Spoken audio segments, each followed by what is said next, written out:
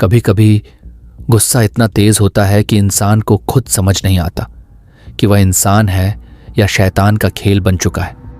लेकिन अगर किसी ने उस पल में सब्र कर लिया तो समझो उसने खुद को जहन्नम से बचा लिया।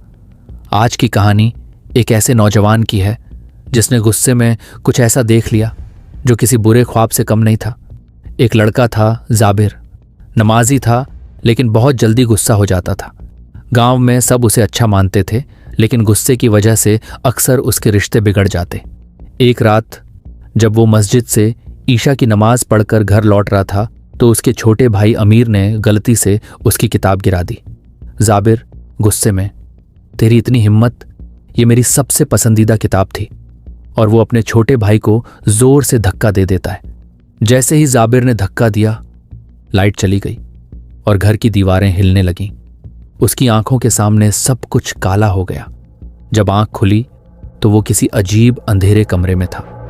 दीवारों पर लिखा था, जो गुस्से पर काबू नहीं रख सकता वो शैतान के नजदीक है। और एक डरावना साया उसके पास आया। उसकी शक्ल किसी इंसान की नहीं थी। आग जैसी आंखें, काली धुआं जैसी शक्ल। साया बोला, मैं वही गुस्सा हूं जो तुझ में बैठा है। तूने मुझे खुद बुलाया है, अब तू मेरा है।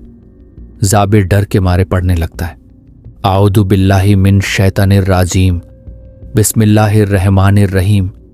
और जितना वो पढ़ता उतना ही वो साया पीछे हटता गया।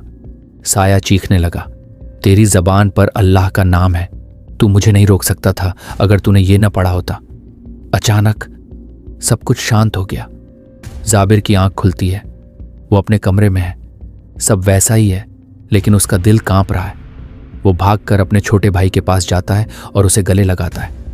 जाबिर रोते हुए, मुझे माफ कर दे, मैं फिर कभी गुस्से में तुझ पर हाथ नहीं उठाऊंगा।